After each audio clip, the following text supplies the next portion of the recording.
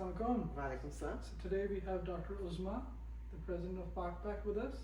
Thank you for being with us. Thank you. So Dr. Uzma, let's start off with who is Dr. Uzma? Well, I'm Uzma Ali. I was raised in USA, in Michigan. I was born in Pakistan. I have lived all my life really here. I am an orthopedic hand surgeon. I have a private practice. I'm married and I have 3 children. Wonderful. And how did you get involved with Pakpac? Growing up, my father really liked politics. He used to listen to all the different news, got involved, donated to political parties as well. And since then, I've just been really interested in politics, in the U.S. politics, and I got involved with Pakpac so I could learn more about politics, be more involved as a Pakistani American. So, if you had to tell everyone, what is Pakpac? Pakpac is a public affairs committee. It is a voice that Pakistani Americans have in Congress, is to educate our Congress representatives, congressmen, congresswomen, and senators on what is important to Pakistani Americans in the United States and in Pakistan, and hopefully and inshallah for our future generations to get involved in politics, to maybe someday become a representative. And how did Pakpac start? Is it a newer organization? How long has it been? Pakpac is actually a very old organization. In 1989, some past UPNA presidents started it. They wanted to have a voice in Congress, to have an advocacy wing of UPNA, and that's how it started. It has been active and did many different things, such as there was a Pressler amendments, F-16s for Pakistan were being held up by Congress, and they helped free those. There was this was before my time, and so there was they helped with some of the other elections and helped defeat some of those representatives that were working against Pakistan. And then there was a little lull in between, and then in 2012, 2013, new presidents came and they activated Pakpac again, and it became much more active in getting to know Congress. And then Michigan was the first state to have a chapter, and it was in the forms of let's form chapters, let's involve more people, and continue to have a voice and increase and amplify our voice in Congress. And that is what we have been doing over the last couple of years. We have now 13 to 14 chapters and working on many more as we speak. And we are trying to get as a grassroots level, trying to get our voices in every state that we can, so that we build these relationships with Congress and our representatives, tell them what's important to us as Pakistani Americans. And so that when there is an issue about Pakistan or Pakistani Americans or Muslim Americans, they can talk about them. They have a relationship with their constituents, and they can say, well, my constituents that I know are like this, and they would want us to vote in that way. So we are at the table. We are part of that in conversation as well. So a lot of Pakistanis in the United States meet the members of Congress at their homes. What's the difference between them meeting their members and inviting them versus them meeting through Pakpac? So Hamza, when you, as one Pakistani American, invite somebody and you invite 30, 40 people, they remembered that Hamza invited me. When you do it through Pakpac, through an organization, and that's really what we are building. We're building an organization that's not about me or about you or any other member. It's about the organization and building an institution. And so when we have a name, a symbol, a organization, we meet with them as that organization, and they will remember that you were the host, obviously, because they came to your house. But what really will happen is then they know that that organization helped raise money for me, and that organization are so many people, and in my constituency or in my state, and that way they have that connection with the organization as well. So you build those local relationships, and then when we need something down the road, when we have an issue that involves our community, we can go to them and we can say, we're friends of yours, remember us, we donated to you, or we had you at our house, and they remember you are a friend of them, and then you can have that conversation and ask for what we need. And right now, what is it Pakpac is asking for its members of Congress and senators? What's the current priority list? So Pakpac has several issues that are needed. Number one and foremost is democracy and human rights in Pakistan. We want what we enjoy here in the United States, all the freedoms, freedom to speak, speech and assembly. When I go to vote, I don't feel any pressure. I go down the road, I vote in my precinct, I know that my vote is counted, whether I vote at 7:59 and the poll closes at 8 o'clock or anytime in between. I want people to feel safe when they vote, that their vote counts. When they want to peacefully protest, obviously, they're able to vote. They have their civil liberties. What the Constitution says is what's going to happen. Those things are important to me, and I think it's important to all Pakistani Americans, and we want that voice. We want to amplify that, and we want to ask Congress to help with that. But there's other things, obviously. We want to help improve trade from between U.S. and Pakistan. We want to help improve relationship. There's so many other things. Pakistan needs a lot of energy. We want to work with them. We want aid that's going to Pakistan to go to the people. We want to build a people-to-people relationship so that the Pakistanis know that the American population, the American taxpayer is sending them relief, and they should feel that. I, as an American taxpayer, want Pakistanis to know that my tax dollars are coming to you directly, whether that's through organizations that are registered here in the United States and are working and doing really good work in Pakistan, such as HDF, such as Dil, Indus, Shaukat Khanam. There's so many other organizations, Child Life Foundations, TCF. We want some money to go to them so that the people of Pakistan feel that relief. Are there any specific legislative initiatives that currently Pakpac is working on? We're working on several things. We are still in the early stages, so I really can't say too much, but we are working with the Trump administration. We want to improve things in Pakistan, but first there has to be democracy to get stability economically. So our number one goal is that we want to have stability in Pakistan, and then we will also continuously work, but we are working on some things. Talk about Trump administration. Richard Grenell has been quite popular lately, and I think one of the ways he got to know about the Pakistani community is through Pakpac, isn't it? Yes. And early on, Pakpac was able to build that relationship and grow that relationship and continue to be a voice for American Pakistanis over there. Yes. So Richard Grenell was the liaison between the Pakistani American community during the Trump campaign, and what he did was we had a conversation with the Harris campaign and with the Trump campaign, and Harris campaign we did not feel was really interested or engaged in our issues, but the Trump campaign, we met with them many times when they did understand, and we felt more engaged with them and that they were interested, and that our board met with them as Pakpac. But Richard Grenell for Michigan, and he came to Michigan. He met with the Pakistani American community, and he met with the Pakpac board, and we did tell him our concerns. He visited our local masjid as well.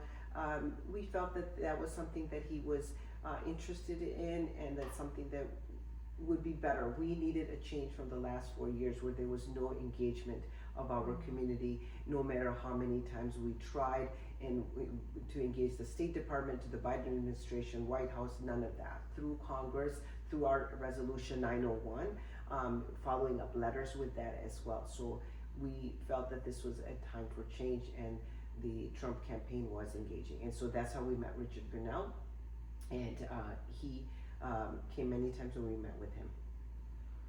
Can you just share a story of when Pakpac made a real difference? I think that Resolution 901 was the main one. Pakpac led that resolution. We went many times.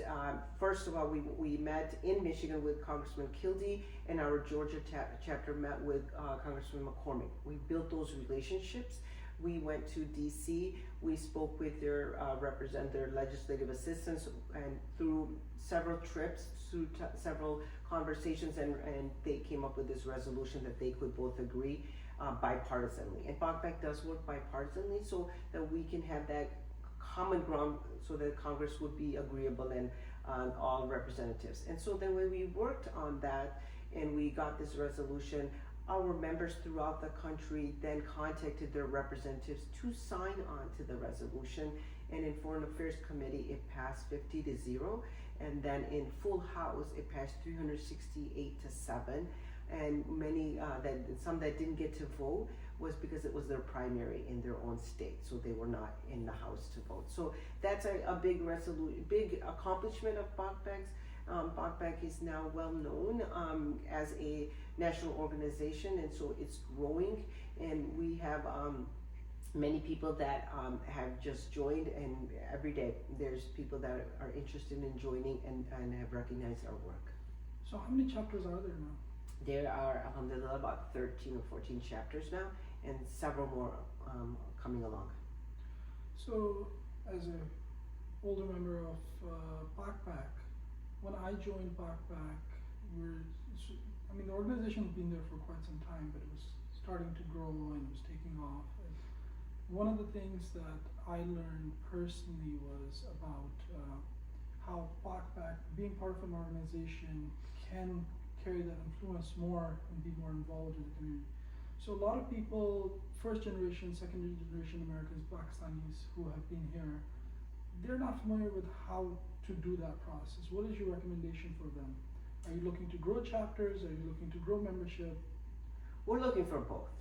So there's strength in numbers, and obviously when you represent a lot more people, that amplifies your voice, and it draws attention as well. So we are looking for anyone that's interested in advocacy, that is not about themselves, but rather about the organization and to move our community forward collectively. So that's the difference. Pakpac over the last couple of years has really worked hard to form this organization, this institution type of thing. There are chapters, the national board, but we are one community. And for us to move forward, whether that is for issues in Pakistan or our own issues here and our next generations, I think that we need to have a collective voice, and we need to have an organization that's strong, has a strong foundation. So I encourage everybody, whether they are young or old, from Pakistan, that were born over there or raised there and are living now here, or born and raised here. We all are Pakistani Americans. That's our heritage, and we will always be categorized like that, and we need to have that voice. We have issues in our community. We have same issues. When I've had a congressman from Michigan that I've spoken with, I have same issues that, my children go to college, or there was gun violence in my children's school. The price of, whatever is high, and gas, and workers in my office, it's difficult to get. So we have those issues. We also have issues about, to be Islamophobia, or Muslim Americans, or Pakistani Americans, and what's happening in Pakistan for democracy and stuff. We want to amplify all of those voices. And so we need all types of people, and we need all voices, but we need to do it collectively so that we are, our voice is heard, and we are louder than just one individual. Collectively and consistently, right? Absolutely. What are some of the biggest challenges Pakpac has faced over the years? I think that, there's a lot of people that are out there with megaphones that may, and more money, that may be trying to discredit Pakpac, or, I've been attacked for on Twitter, and people that don't even know me from anything, and they don't know my work either.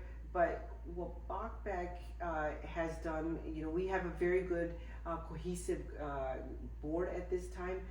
There have been challenges where there's people that are trying to penetrate that have other agendas. Other people are trying to discredit us, but we are working for one goal. I have nothing in Pakistan as far as any, businesses or anything like that. My agenda is no agenda other than I just want what is best for Pakistani people. All the things that I enjoy here, I hope and pray that I can do anything, that they would be able to enjoy those as well. So if I can do something to help ease someone in Pakistan, that's the goal. The goal is to bring democracy, human rights, so that Pakistan can prosper. Inshallah. Does Pakpac collaborate with any other organizations? We have worked with other organizations when needed to help raise our voice, help each other, and definitely we are open to working with other organizations as time comes and as need arises. And how do you see the role of Pakistani Americans within the larger South Asian or immigrant advocacy landscape? I hope that we, as Pakistani Americans and as Pakpac, will be sought out for our opinions as it has been, and hopefully it'll continue to, inshallah, grow. I hope that we will be a pack that when people think about South Asia, they think about Pakpac, and they think that yes, that represents so many Pakistani Americans, and it's very important, and that we matter, our voice matters, our opinion matters. And I hope that our community will continue to get involved, but most importantly, will vote. And that's something that many representatives have said, your community doesn't vote, your women doesn't vote. And I would love to make sure, that every person that can vote, votes. And that is how we are going to be more important. They may not know how you voted, but they know that you vote or you don't vote. So our community needs to vote, our community needs to get involved. What about the role of young people? What role do younger generations of Pakistani Americans play in Pakpac's work? There's lots of opportunities. So we offer, and we can help you with internships in congressional offices. We can help with some placement and stuff. So we want to help our younger generation do that. And our goal is that we would, with those kind of experiences later on, our community will become more experienced and will be able to have positions in administration, in Congress, and eventually we will have congressmen from our community, and and senators and stuff. So that will be the ideal goal.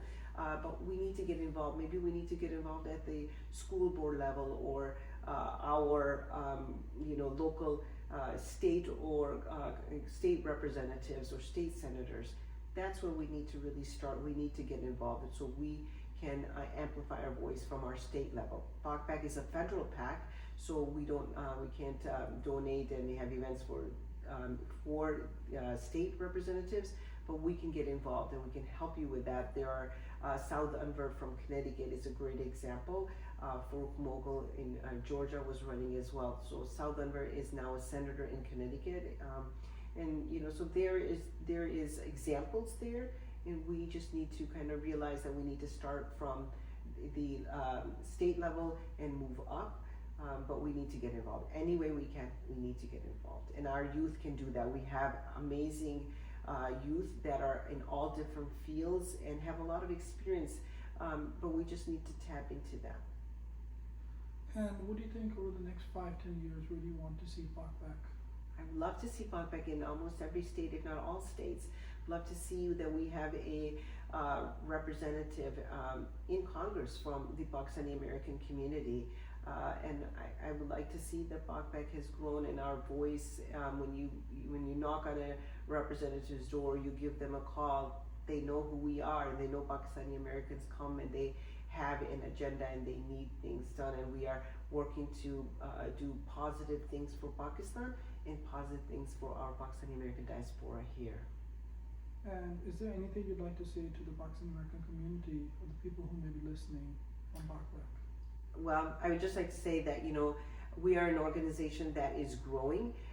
We need more to have people get involved. We need members, but we also need donations. So if you are, if you want to get involved, but you don't want to be a member, you can always donate. You can go to pakpacusa.org and become a member. If there's not a chapter in your state at this point, you can always get a hold of us, info@pakpacusa.org, and suggest somebody that would like to become a leader, or you yourself would like to become a leader.